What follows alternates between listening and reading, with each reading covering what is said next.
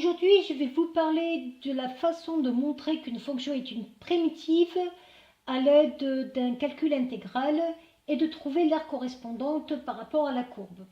Des questions qu'on pourra vous poser le jour de bac seront peut-être de cette forme-là. On vous donne une intégrale avec une variable x et on vous demande de montrer que cette intégrale s'écrit sous la forme d'une fonction.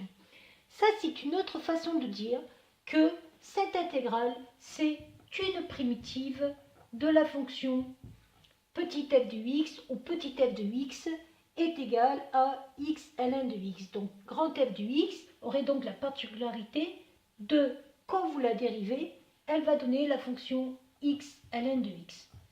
Donc que vous écrivez cette notation avec l'intégrale et la variable x, ou que vous disiez que cette fonction-là c'est une primitive, c'est la même chose. Et on peut même dire que c'est la primitive qui vérifiera grand f de 1 égale 0, puisque l'intégrale de 1 à 1 va faire 0. Alors comment montre-t-on que cette fonction est bien la primitive? On va dériver cette fonction et on va vérifier qu'on tombe bien sur x ln de x.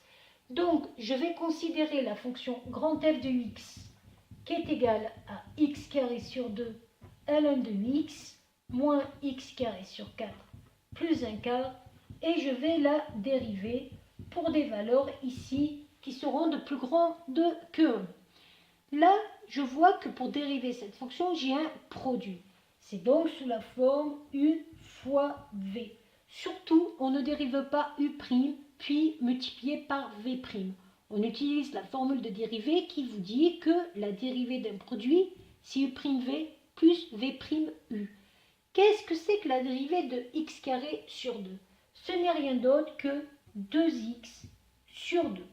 Ça sera mon u' fois v ln de x plus v'. Je veux donc la dérivée de ln de x. C'est 1 sur x fois u, x au carré sur 2.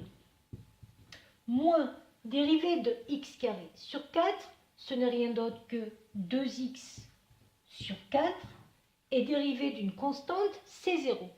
Je vais donc maintenant simplifier. Je vois que le 2 sur 2 se simplifie. Il me reste x ln de x. Je vois que le x carré sur x se simplifie.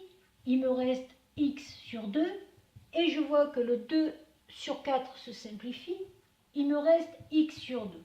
Donc en gros ici, vous avez bien la simplification ici qui vous permet de dire que la dérivée de grand f de x, c'est bien x ln de x, c'est-à-dire votre fonction de départ.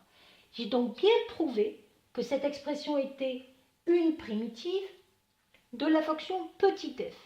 Je n'ai pas pour autant prouvé que c'était la primitive qui s'annulait en 1.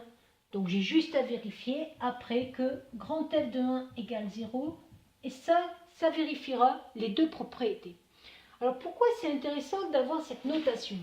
Parce que moi je m'intéresse à cette aire présente ici.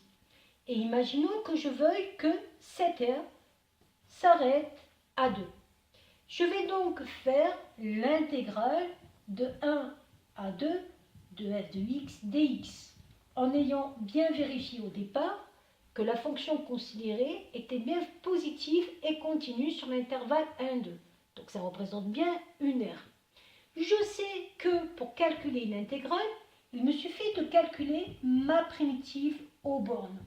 Et à partir du moment où je peux calculer ma primitive aux bornes, j'ai plus qu'à remplacer la valeur 2 dans grand f de x moins la valeur 1 dans grand f de x. Et j'arriverai toujours à une aire qui, n'oublions pas, est en unité d'aire. Voilà.